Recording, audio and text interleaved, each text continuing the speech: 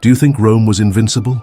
The greatest empire of antiquity, with gigantic armies and fortified cities, was brought to its knees not by other empires, but by warriors determined to challenge its supremacy. These men, driven by courage and rebellion, became the empire's worst nightmares. In this video, you'll uncover the 8 deadliest warriors who terrorized Rome, defied its legions, and shattered its aura of invincibility. Who were these men? What made them so feared? And how did they manage to change the course of history? The answer is just a click away. Picture a silent night in Germania, where the wind whispered through dense forests and the moon illuminated scattered villages. It was in such a place that Arminius was born, a boy with sharp eyes and a restless spirit. He was the son of a noble family of the Cherusci tribe, growing up by the firelight, listening to stories about his people's bravery and the looming threat of Roman invaders. But no one could have foreseen the grand and dangerous role destiny had in store for him. Everything changed when the Romans arrived. They were not just soldiers, they were disciplined conquerors, determined to transform Germania into yet another province of their vast empire. To secure their dominance, they employed a grim tactic, taking the sons of tribal leaders as hostages, molding them in Rome's image. Thus, as a young boy, Arminius was torn from his homeland and taken to the heart of the empire. Rome was an entirely different world for the young barbarian.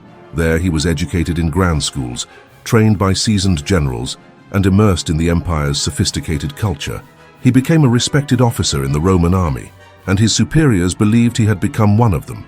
But deep inside, Arminius resisted. He carried with him the memories of the forests of his childhood and a silent vow that one day he would seek justice for his people. Years passed, and by a twist of fate, Arminius was sent back to Germania as a commander of Roman troops.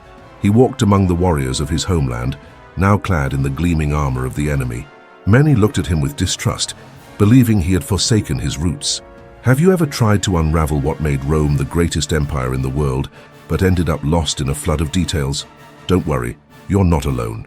Imagine finally mastering the most decisive moments of Roman history, learning the brilliant strategies of generals like Julius Caesar and Scipio Africanus, and understanding how their tactics shaped the fate of the world. With that in mind, I've created the digital book, The 10 Battles That Shaped the Roman Empire, where you'll gain clear, objective insights packed with exclusive curiosities.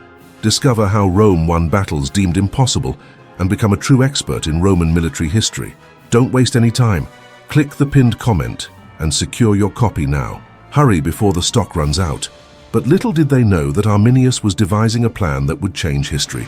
He began working in secret, visiting tribal leaders and convincing them to unite against their common enemy. It was an almost impossible task, as Germanic tribes were notorious for their constant infighting. However, Arminius had something the Romans did not. He understood the hearts of his people. He used his strategic skills, learned from the Romans, to unite the tribes and form a powerful alliance. The golden opportunity came in September of 9th AD. Arminius, still disguised as a loyal Roman officer, suggested to Commander Publius Quinctilius Varus that his troops march through an apparently safe forest. He assured him it was the most efficient path to resolve a supposed local rebellion. Trusting Arminius's word, the Romans advanced in formation, unaware they were walking into a deadly trap. When the silence of the forest was broken by war cries, it was too late. Germanic warriors appeared like ghosts among the trees, hurling spears and attacking with incredible ferocity. For 3 days, the Romans fought in desperation, but they were utterly disoriented. The rain turned the ground to mud, making movement difficult, while the Germans knew every inch of the terrain. Arminius led his men with mastery. He knew Roman tactics, understood how they worked, and how to dismantle them. In the end, the outcome was devastating. The 3 legions were annihilated, and the Roman commander, seeing his defeat as inevitable, took his own life. This was such a humiliating blow to Rome that the empire abandoned its attempts to conquer Germania forever. Arminius was hailed as a hero by his people, a symbol of freedom against oppression. He proved that even the greatest empire in the world could be defeated with courage and intelligence. But this victory was only the beginning.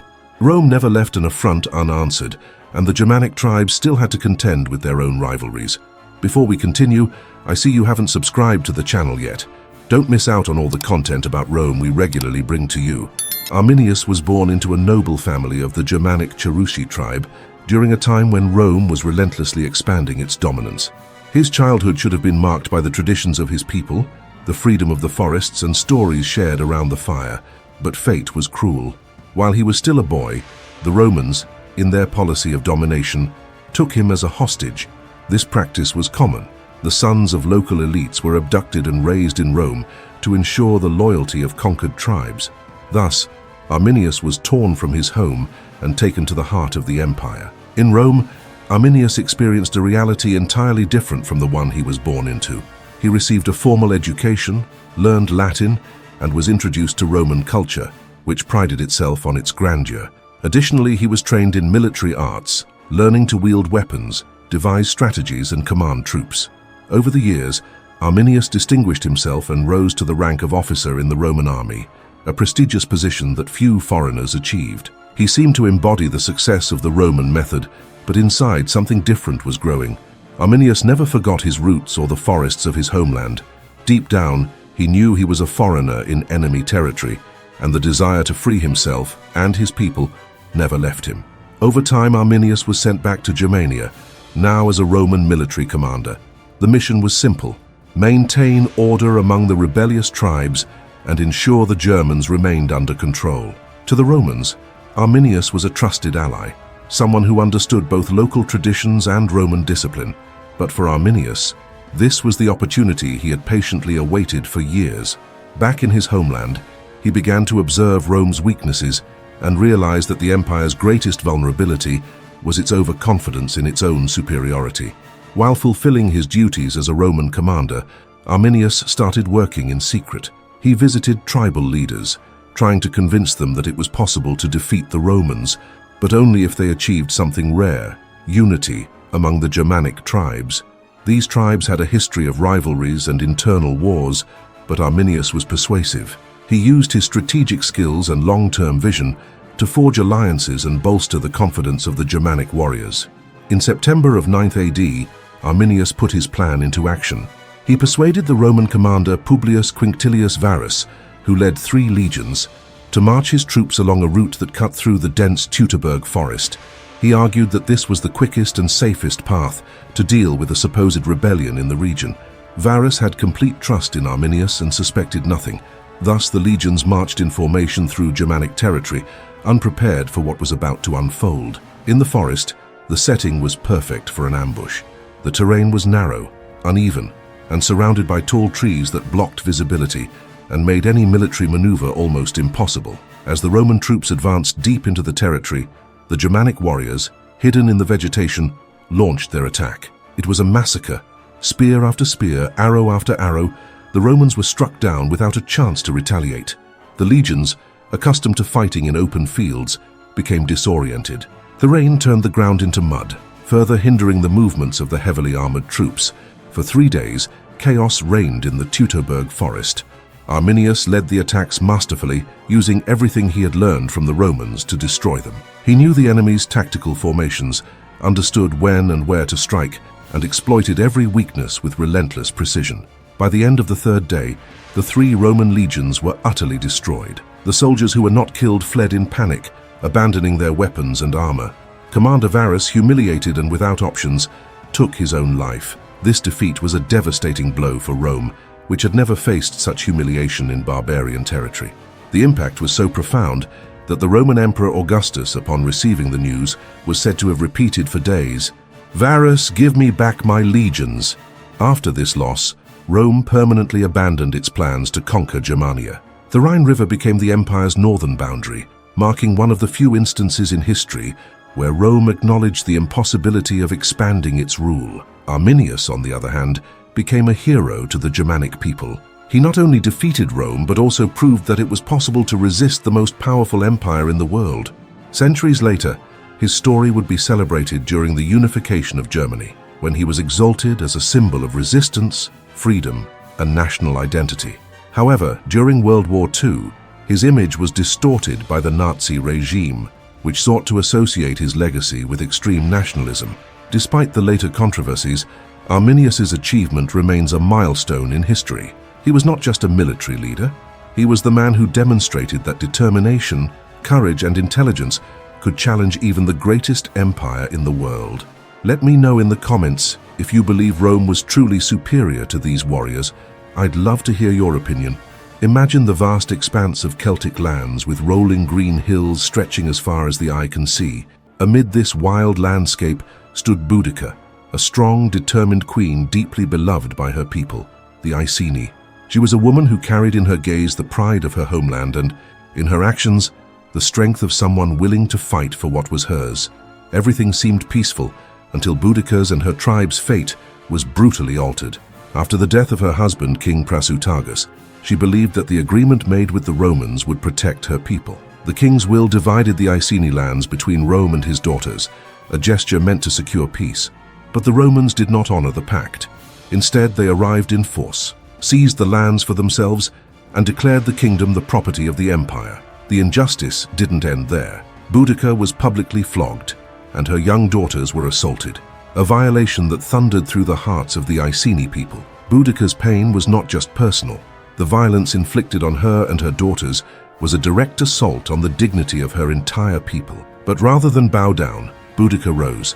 The wound left by the Romans ignited a fire within her that quickly spread to other Celtic tribes. Under her leadership, tribes that had previously fought among themselves united as never before. They saw in Boudica not just a queen but a warrior who would lead them to a freedom they had believed impossible. The first act of resistance was a devastating blow. Boudica led her warriors against the mighty 9th Roman Legion. They attacked with ferocity and surprise, completely destroying the legion. This victory wasn't just military, it was a blow to Roman confidence. The empire, which believed itself invincible, had to face the reality. The Celts were not a people easily subdued. Next, Boudica took her rebellion to the major cities under Roman control. Camulodunum, Colchester, a symbol of imperial power, was the first to fall. Then came Londinium, London, the prosperous trading city, which was reduced to ashes. Everywhere Boudica and her warriors went, they left a trail of destruction, but also a clear message. The Celts were fighting to reclaim what was theirs. According to the historian Tacitus, around 70,000 Romans and their allies perished in the revolt. But for the Celts, this wasn't just about revenge. Every step, every battle was a declaration that they would not accept being treated as subjects of a distant empire. They were fighting for their lands, their families, and the freedom that had been stolen from them. However, Rome's power was vast and disciplined. While Boudica continued her campaign, the Roman governor Suetonius Paulinus gathered forces to confront her. He carefully chose the battlefield, where Rome's superior organization could overcome the Celts' brute strength and numbers. The final battle was brutal. Boudica fought with all her courage and determination, but Rome's strategic superiority ultimately prevailed. Faced with defeat, Boudica refused to be captured. According to some accounts, she took poison, choosing death over the humiliation of being a Roman prisoner. Her fight ended, but her story was never forgotten. Boudica became an eternal symbol of resistance, courage, and love for her homeland. Even after her death, her legend continued to inspire. The Romans may have won that battle, but the flame Boudica ignited in the hearts of her people and in history was never extinguished. Don't forget to grab your digital book, 10 Battles That Shaped the Roman Empire. It's essential to get your copy now, before the units run out. In 410 AD, Rome, the heart of the Roman Empire, faced an event that would shake history. The city was sacked. This event, marking the beginning of the irreversible decline of the Western Roman Empire, was led by Alaric, the king of the Visigoths. He was not just a warrior, but also a strategist and leader with a clear goal: to secure safety and a permanent home for his people, who had lived as nomads under the shadow of the empire for years. The Visigoths, originally a Germanic tribe, had been forced to migrate into Roman territory after fleeing the Huns' invasion. Initially, they were accepted as allies and even served as soldiers for Rome. However, they were always treated as second-class citizens, receiving empty promises and being subjected to extreme hardship. Alaric, witnessing these injustices, realized that relying on Roman goodwill was futile. He wanted more than mere survival. He wanted dignity and stability for his people. After several failed attempts to negotiate with the Romans for land and provisions, Alaric decided to act. His strategy was not one of unnecessary destruction, but of political pressure. He knew that attacking the heart of the empire would send a clear message: the Visigoths would not be ignored. Thus, Alaric marched with his army toward Rome. Although the city was the ultimate symbol of Roman power, it was no longer the political capital of the empire, which had moved to Ravenna, a more defensible city. The siege began. Alaric did not need to breach the walls with brute force. He chose a more efficient tactic, cutting off the city's supplies. Before long, hunger and despair consumed Rome's inhabitants. The Roman elite, incapable of responding, was paralyzed. The city, which for centuries had considered itself invulnerable, was now at the mercy of a barbarian leader. When the internal resistance finally gave way, a group of rebellious slaves opened the city gates to the Visigoths. Alaric and his troops entered Rome without facing significant opposition. For 3 days they plundered the city, but in a controlled manner. Contrary to expectations, Alaric ordered that churches and religious sites be spared, ensuring that clergy and worshippers were not subjected to violence. His approach demonstrated that he did not seek revenge or total destruction, but rather a show of power and an opportunity for negotiation. Rome's riches were taken, but the city itself was not entirely devastated. Alaric aimed to make it clear that his goal was to pressure Rome into meeting his people's demands, not to destroy the city that symbolized the empire's power. This restraint in the sack reflected Alaric's calculated leadership, as he understood that his victory would not be complete unless Rome officially recognized the Visigoths as legitimate allies. After the sack, Alaric realized that Rome could not offer the future he envisioned for the Visigoths. He led his people southward through Italy, planning to cross the Mediterranean and establish a new home in Africa, where fertile lands and stability could ensure his nation's survival. However, before this plan could be realized, Alaric unexpectedly died. According to accounts, he was secretly buried in the bed of the Busento River, along with the treasures looted from Rome, to ensure his tomb would never be desecrated. With Alaric's death, the Visigoths continued their journey and eventually found their homeland in the Iberian Peninsula. There, they established a kingdom that would last for centuries, shaping the culture and history of the region. The sack of Rome by Alaric was an event that resonated throughout the history of the Roman Empire. It revealed not only the empire's fragility, but also the end of an era in which Rome was seen as untouchable. More than a plunderer, Alaric became a symbol of the inevitable changes that would transform the ancient world into something entirely new. His actions marked not only the decline of Rome, but also the beginning of a new order in Europe. By the way, I noticed you forgot to like the video. Support our work and help us bring you more content like this. On a vast, open plain where the sky seemed infinite and the wind carried the sound of galloping hooves, a figure emerged who would change the destiny of Europe: Attila, the king of the Huns. His name, whispered in fear across distant lands, was synonymous with destruction and power. He was not just a leader, but a force of nature, moving with the speed and impact of a storm. Wherever the Huns went, walls trembled, and the known world shrank before them. Attila grew up in an environment where survival depended on strength, cunning, and the ability to inspire unwavering loyalty. From an early age, he mastered the art of war, not just with weapons but also with strategy. When he ascended to the throne of the Huns, he transformed the coalition of nomadic tribes into one of the most feared armies in history. With his mounted archers and unpredictable tactics, Attila became the leader no empire wanted to confront. His first target was the Eastern Roman Empire. Attila knew that Roman gold was as powerful as its legions, so he used fear to get what he wanted. He demanded exorbitant tributes, and whenever payments were delayed, his armies invaded and looted entire cities. It was a cruel but effective game. Rome paid, and the Huns grew stronger. After subjugating the East, Attila turned his sights westward. Gaul, a land of wealth and challenges, seemed a tempting prize. In 451 AD, he led his monumental force to invade the region, burning villages and leaving a trail of destruction. But it was there that he faced his greatest resistance. At the Battle of the Catalonian Plains, an unlikely alliance of Romans and Visigoths managed to stop him. Although Attila was not completely defeated, this was one of the rare occasions when his advance was halted. Undeterred, Attila shifted his focus to Italy, where his campaign brought more conquests and destruction. His reputation preceded him, and the Italian cities, unable to resist, fell one by one. He marched toward Rome, the spiritual and symbolic heart of the Western world, and it seemed that nothing could stop him. Panic consumed the Romans, and their hopes for defense were nearly non-existent. At this critical moment, Pope Leo XIII decided to intervene. He was not a warrior, but carried the spiritual and moral authority that made him a respected figure even among his enemies. Leo met Attila personally, a bold gesture few would dare. What was said in that meeting remains a mystery to this day, but one thing is certain. Something in Leo's appeal caused Attila to retreat. Some say he was persuaded by diplomacy. Others believe in divine intervention. The fact remains that against all expectations, Attila withdrew his troops and abandoned his plan to attack Rome. Shortly thereafter, in 453 AD, Attila died under mysterious circumstances. On the night following his marriage to a young woman named Ildiko, he was found dead, reportedly from a nosebleed caused by excessive drinking. However, rumors of poisoning quickly spread, and to this day the true cause of his death remains an enigma. With Attila's death, the great Hunnic Empire quickly collapsed, unable to sustain itself without his leadership.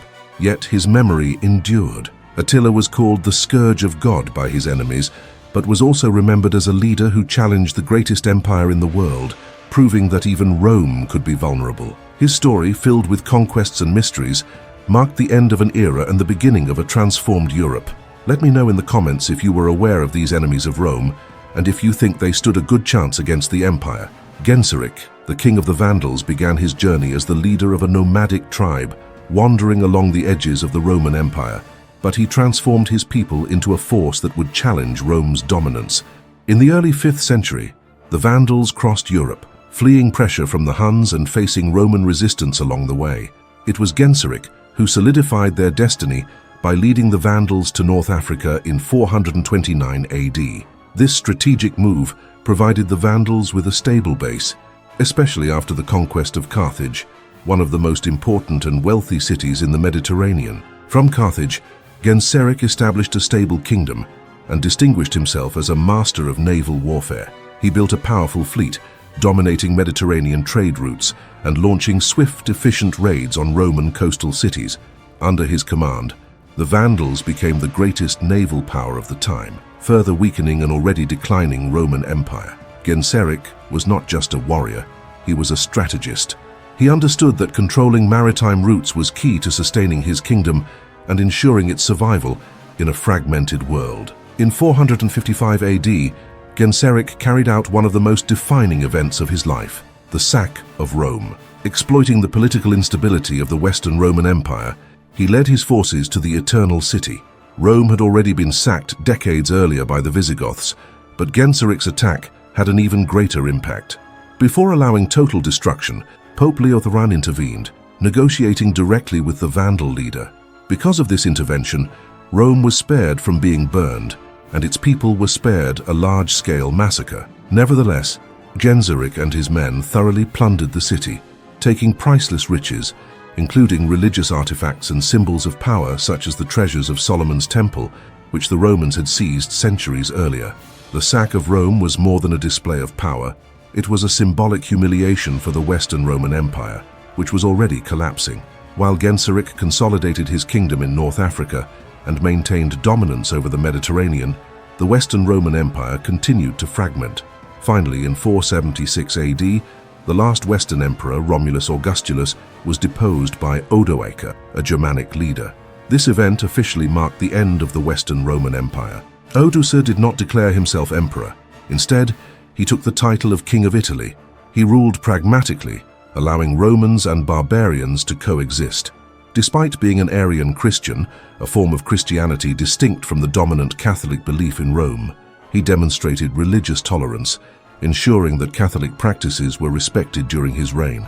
This approach earned him some respect among the Roman population, but his position was always unstable, as he ruled during a time of constant change and rivalries. Odoacer's reign faced its greatest challenge in Theodoric the Great, leader of the Ostrogoths, who was sent by the Eastern Roman Empire to reclaim control of Italy. After years of battles, Theodoric defeated Odoacer in 493 AD. Initially, the two agreed to co-rule, but this arrangement was short-lived. During a peace ceremony, Theodoric assassinated Odoacer, consolidating his rule over Italy and ending Odoacer's era as the first barbarian king of the region. These events represent the final transition from the ancient world to the medieval era. Leaders like Genseric and Odoacer not only challenged Rome but also shaped the future of Europe. Genseric demonstrated how barbarian tribes could build lasting and dynamic kingdoms, while Odoacer marked the beginning of the replacement of Roman power by barbarian kingdoms that would define the continent for centuries to come. Their stories were not just the end of an era, but the beginning of another, filled with challenges and transformations. Imagine a world being rebuilt, where the remnants of the former Western Roman Empire still shaped the horizon. In this uncertain landscape, leaders emerged who would define the future of medieval Europe. Among them, Clovis I and Theodoric the Great stood out not only for their conquests, but also for the lasting impact they had on the formation of new nations and cultures. Clovis, the king of the Franks, began his journey as the leader of one of the many Germanic tribes occupying Gaul after the fall of Rome, but his ambitions went beyond ruling his tribe. Clovis knew that to survive in a fragmented world, he needed to unify the Franks under a single banner. Through cunning and strength, he conquered rivals and consolidated his power. His conversion to Catholicism at a decisive moment in his life was not only an act of faith but also a brilliant strategy. This aligned him with the Catholic Church, a powerful institution that gave him legitimacy and support to rule. While Clovis expanded his kingdom and planted the seeds of what would later become France, Theodoric the Great faced different challenges in Italy. He was a man of two cultures, an Ostrogothic warrior who also understood the importance of Roman traditions. After conquering Italy, he sought not only to rule but to revitalize. Under Theodoric, Italian cities, which had suffered centuries of decline, began to flourish again. He governed with fairness, allowing Romans and Goths to coexist, an almost unprecedented achievement at the time. Both leaders faced internal battles of their own. Clovis struggled to maintain unity among the Frankish tribes, while Theodoric dealt with religious tensions between Roman Catholics and Arian Goths. Despite these difficulties, they left legacies that echoed for centuries. The story of Clovis ends with the foundation of a new identity for the Franks and the beginning of medieval France. Theodoric's tale culminates in a reign that, although brief in the grand scale of history, demonstrated that coexistence between different peoples was possible. And so, as the ancient Roman world crumbled, leaders like Clovis and Theodoric laid the foundations of a new Europe, proving that even in chaos, order and vision can emerge. The fall of an empire was not the end, but the beginning of a new era. What did you think of these incredible stories? These 8 deadly warriors truly showed that even the greatest empire in the world could be challenged. Each of them, in their own way, brought Rome to its knees and left their mark on history. But this is just a glimpse of how the ancient world was filled with intense moments and unforgettable characters. And remember, whenever you want to dive deeper into how Rome was shaped and need a practical guide, just head to the pinned comment and grab your digital book, 10 Battles That Shaped the Roman Empire. Get it today as copies are limited. If you want to keep exploring epic stories like these, don't forget to like the video and subscribe to the channel. That way, you'll never miss any new content and will always stay updated on the greatest curiosities of the ancient world. See you in the next video.